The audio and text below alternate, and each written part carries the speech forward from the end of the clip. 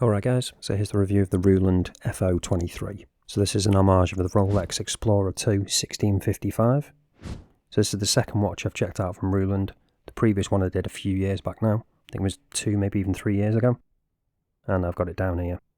If you want to see a review for that one, I'll leave a link to it up in the top. So I'm not going to go into detailing on the packaging, because you've probably seen it before, but I'll quickly show you. So it's the same kind of thing you used to get with San Martin, and you now get with Steel Dive and alike, just in an orange case instead.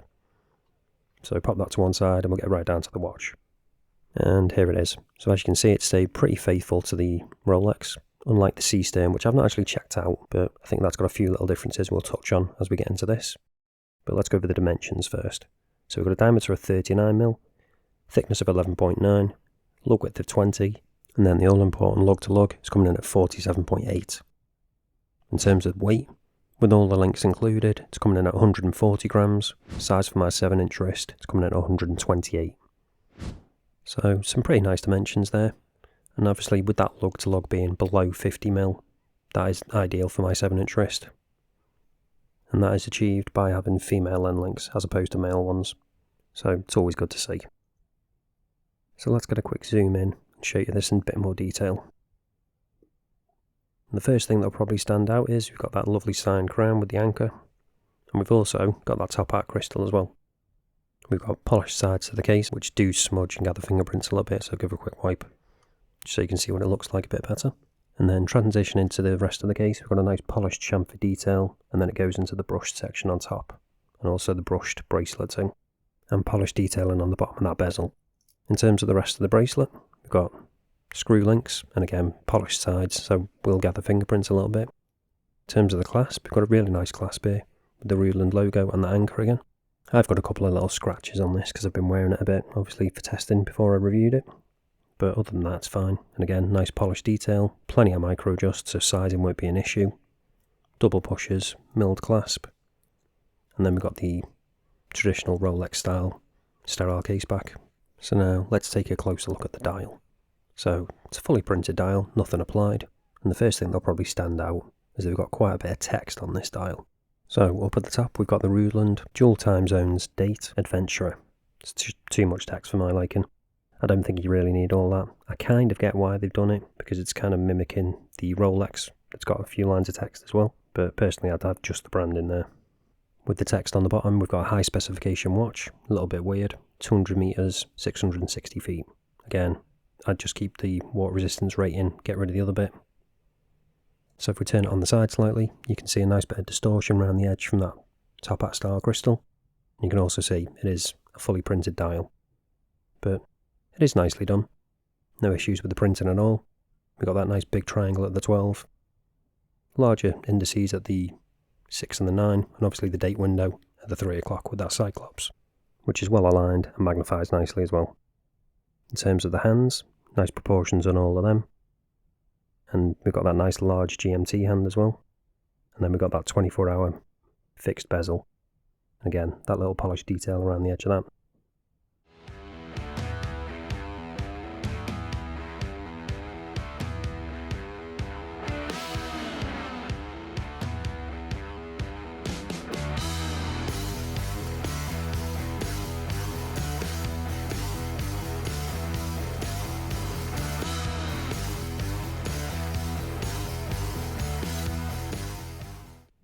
So let's take a zoom out and then talk about this movement. So obviously it's a GMT movement, and as you probably guessed, yep, it's an NH34. So we'll unscrew the crown,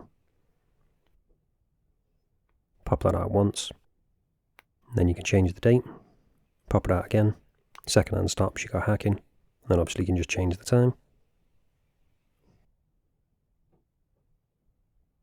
Pop it back in, second hand re-engages. Forgot to mention, pull it back out obviously. First position, you can change the GMT hand as well. So you've got the date that way, turn it the other way, you've got the GMT hand. All works well, no issues, as you'd expect with an NH34.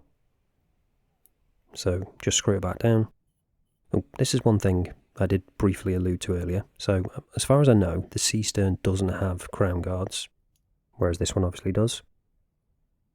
And another thing the C-Stern doesn't have is the cyclops. So again, this is more in keeping with the actual Rolex it's based on, with those two things, whereas the C-Stern doesn't have them. So make of that what you will. So now, let's check out whether we've actually got sapphire crystal on this. Using the trusty diamond selector tool. And yep, we've got sapphire crystal. Let's check out the Cyclops. And yep, that is a sapphire as well, which is nice to see. Not always the case with AliExpress watches. So now we've got all sapphire crystal on the front, let's check out what the lume's like on this. So you can see we've got a bit there already, but let's charge it up, give it a proper chance.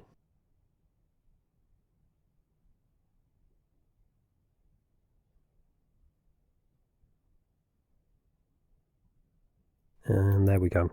So got that C3 glow, and initially it's pretty good, especially considering it is a fully printed dial, nothing applied. In fact, it's glowing that brightly, it is making it look like the date window is loomed, but it isn't. That's just the lume reflecting off of the indices in the hands. It isn't actually a lume date wheel. But it goes to show just how good the lume is, at least initially. With the smaller indexes, they will start to fade.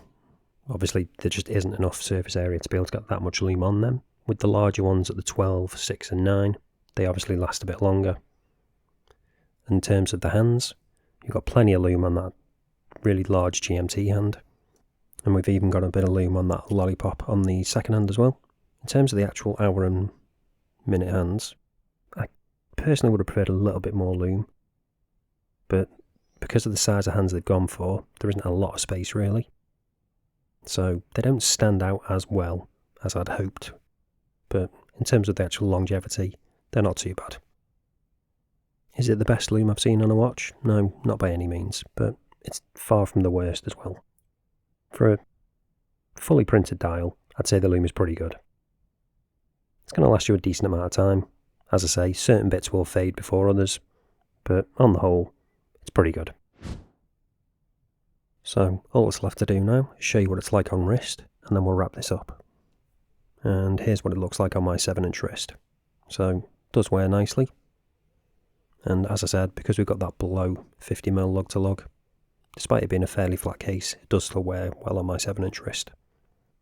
And I do like these little polished details throughout on the case and on the bottom of the bezel, which breaks it up and adds a little bit of interest. And obviously that little bit of distortion from that top hat style crystal. It's just a good looking piece. They've done a really good job. In terms of the bracelet, sizing's perfectly fine, because you've got plenty of micro adjust on there. Do like that logo. So when it comes to issues I have with this watch, there aren't really many. There's a couple of minor ones. Mainly the biggest one is that amount of text on the dial. I personally just prefer less text overall. Other than that, perhaps they can improve the lume a little bit. Especially just the size of the area of lume on the hands maybe. But that's pretty much it. There's one thing I would like them to possibly add in a version 2. That's the clasp. Perhaps they could add a on-the-fly adjustment clasp. I've kind of been spoiled lately with a couple of watches I've checked out that got them. And they really are a game changer. I do really like them. So if they could add that, then this would be a great watch. As it is, it's still a really good one as well. So if you're interested in picking one up, links down in the description as always. That is an affiliate link, will help support the channel, but you don't pay any extra. But that's it for this one guys. Thanks for watching, and I'll see you in the next one.